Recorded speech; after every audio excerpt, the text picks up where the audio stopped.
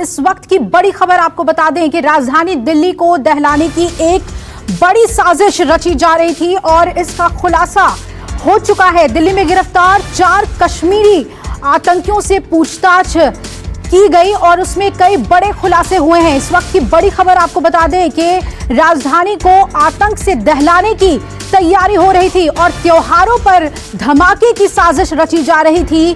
4 आतंकियों को गिरफ्तार किया गया और इनसे जो जानकारी मिली है इसके मुताबिक ये लोग दिल्ली में रेकी कर रहे थे और त्योहारों के दौरान कैसे धमाके करने हैं इसकी तैयारी में ये चारों जुटे हुए थे। चारों की तस्वीर हम आपको लगातार दिखा रहे हैं। बाजारों की रेकी कर रहे थे ये लोग कि कोरोना होने के बावजूद भी अगर लोग त्योहार के दौरान जुटेंगे खरीदारी करने के लिए तो उन्हें निशाना बनाया जाएगा और दिल्ली को धमाकों से दहलाने की साजिश जो है वो नाकाम हुई है इन चारों की गिरफ्तारी से। ये देखिए इनके नाम मुश्ताक अहमद गनी, इशफाक माजिद, अल्ताफ अहमद डार और आकिब सफी। आपको बता दें कि इनमें से एक इशफाक माजिद कोका मारे गए खूंखार आतंकी बुरहान कोका का बड़ा भाई है और बुरहान के खात्मे के बाद ही उसके भाई ने बदला लेने की ठानी थी और इसके लिए वो एक अंसार गजवतुल हिंद से जुड़ गया था और इसके साथ ही 3 दूसरे युवकों से भी उसने आतंक फैलाने के लिए उनको भड़काया और आतंक फैलाने के लिए इन्हें फंडिंग भी की गई थी जिसकी पड़ताल अब की जा रही है। इन चारों आतंकियों से जो पूछताछ हुई है और जो खुलासे इन्होंने किए हैं वो डराने वाले हैं। दिल्ली को दहलाने की कोशिश की जा रही थी।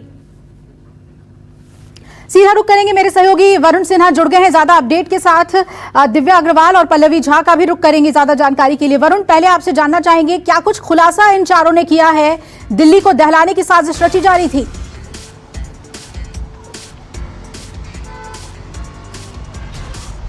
देखिए, निश्चित तौर पर एक बड़ी प्लानिंग के तहत ये लोग दिल्ली आए थे और कश्मीर से यहाँ पर आकर करीब हफ्ते भर से ज्यादा इन्होंने दिल्ली के मार्केट्स की रेकी की। सबसे पहले ये लोग लाजपत नगर गए, फिर सरोजनी नगर गए, करोल बाग हुए। करोल बाग में यहाँ पर कुछ दिन रुकने के बाद इन्होंने सीधे पहाड़गंज के होटल में कहा जा रहा है कि स्टे भी किया। वहां 2 दिन स्टे करने के बाद इन्होंने पूरा एक मैप तैयार किया और ये तय किया कि आखिर त्योहारों के मौसम में, क्योंकि दिल्ली के मार्केट्स में लगातार भीड़ बहुत ज्यादा होती है और ऐसी परिस्थिति में कहीं ना कहीं ये लोग अपनी वारदात को कैसे अंजाम दे उसको लेकर इन्होंने मास्टर प्लान तैयार किया। एक और बात जो निकल के आ रही है वो ये कि लगातार स्पेशल सेल अपनी तरफ से इन लोगों से ये जानने की कोशिश कर रही है कि इनके पास हथियार, इनके पास पैसा, इन्होंने जो कुछ भी साजिश रची है उसका रोड मैप कहां से तैयार किया गया था और पाकिस्तान में बैठे इनके आकाओं ने किस तरीके से इनको एक पूरी जानकारी के तहत इनको दिल्ली भेजा था। एक और बात यहाँ पर निकल के आ रही है कि इनके पास से करीब 4.5 लाख रुपए भी जो है वो मिले हैं। इसके अलावा ये भी कहा जा रहा है कि करीब 2 पासपोर्ट हर एक के पास है। तो बहुत ज्यादा तैयारी के साथ लगातार ये दिल्ली में जमे हुए थे।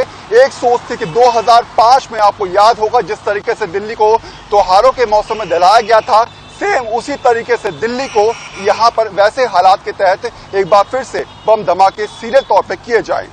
जी बिल्कुल वरुण, और दिव्या और पल्लवी भी मेरे साथ जुड़ी हुई हैं। दिव्या, आपसे जानना चाहेंगे कि जिस तरह के अपडेट सामने आ रहे हैं कि फॉरेन फंडिंग की बात इसमें सामने आ रही है, क्या जांच में सीधे इनके किसी विदेशों से किसी आतंकी संगठन से जुड़े होने की बात सामने आ रही है? क्या पुख्ता डिटेल्स दिल्ली पुलिस को हाथ लगे हैं? देखिए, अभी तो जांच हर एंगल से की जा रही है, लेकिन यहाँ पे अभिलाषा मैं दिखाऊंगी क्योंकि मैं यहाँ सरोजनी नगर मार्केट में खड़ी हूँ और यहाँ देखिए किस तरह से जो पुलिस सुरक्षा है वो बढ़ा दी गई है। जिस तरह से जो खबर आई है कि आतंकी पकड़े गए हैं और ये मंजर सोचिए कितना भयावह हो सकता था, क्योंकि 2005 में यही वो जगह है जहाँ पर 6:10 पे शाम को 29 अक्टूबर को बम धमाका हुआ था और अगर यहाँ पे बम की प्लानिंग सक्सेसफुल हो जाती तो सोचिए क्या मंजर होता। आप देखिए इस वक्त कितनी भीड़ है। कोरोना का जो डर है वो लोगों के लिए मजबूरी भी बन गया है। लोग घरों से बाहर निकलने लगे हैं।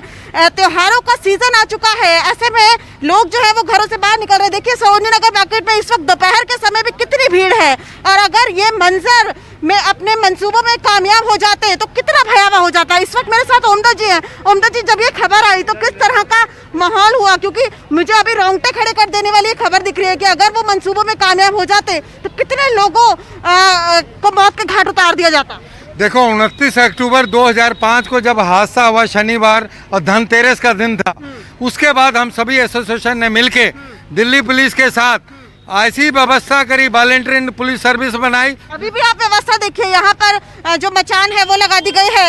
79 सीसीटीवी कैमरे जो है वो मार्केट में लगे हैं और वो तभी से लगे हुए हैं जब 2005 का जो मंजर सामने आया था। 6:10 पे बम धमाका हुआ था। 60 लोग मौत के घाट उतर गए थे और 200 से 250 लोग घायल हो गए थे।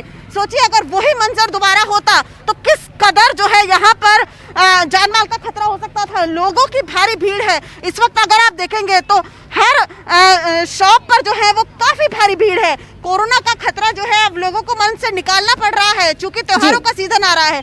ऐसे में अगर आतंकी अपने मंसूबों में कामयाब होते तो कितना बड़ा खतरा हो सकता था।